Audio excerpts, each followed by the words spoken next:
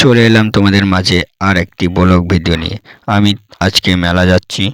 আমাদের বাড়ির পাশেই মেলা হয়, তাই জন্য আমি যাচ্ছি। খুব জোর 6 থেকে 7 কিলোমিটার হবে।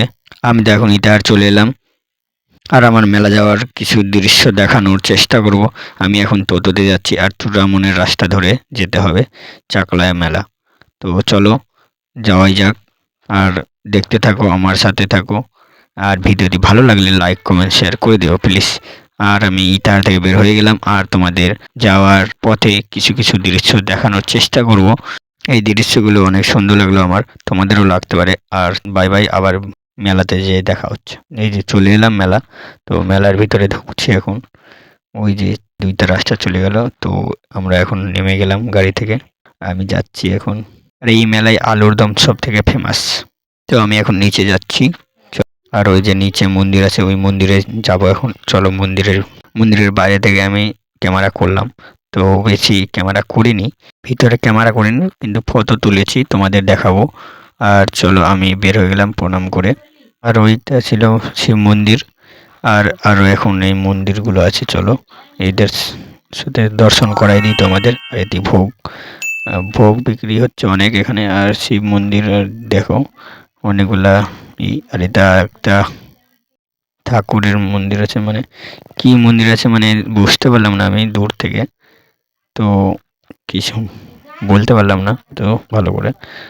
তো এখান থেকে ভিউটা অনেক সুন্দর আছে।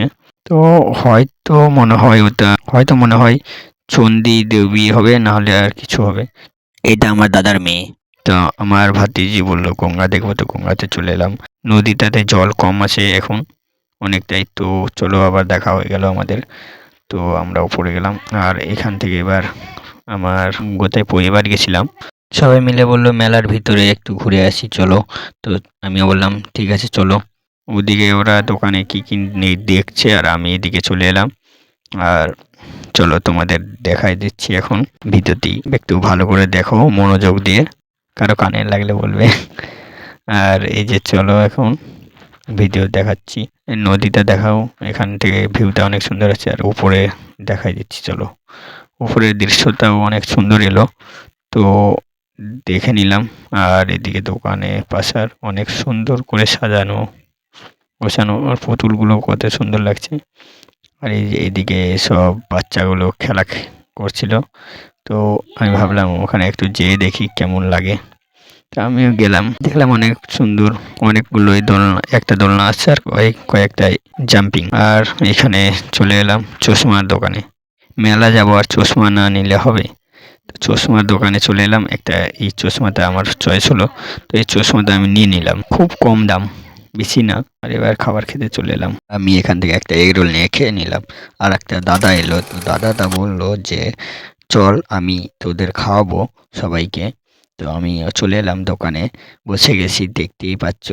আর চলো তোমাদেরও দেখাচ্ছি। আমি এখন খাবার অর্ডার দিয়েছি, তো আমার পার্শ্বে অনেক কেউ বসে আছে, আমার থেকে একটু দূরে আছে, তাই জন্য নিতে পারলাম না।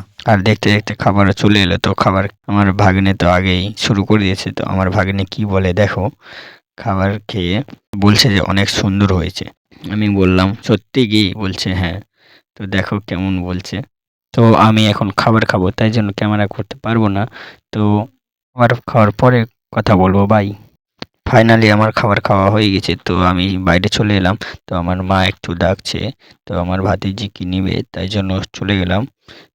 আর ওই জিনিসটা নিয়ে দিয়ে তো আবার এবার বাড়ির উদ্দেশ্যে যাওয়ার জন্য রওনা হলাম। উপরে এলাম রাস্তার, গাড়ির কাছে যাচ্ছি, আমাদেরই নিজের গাড়ি।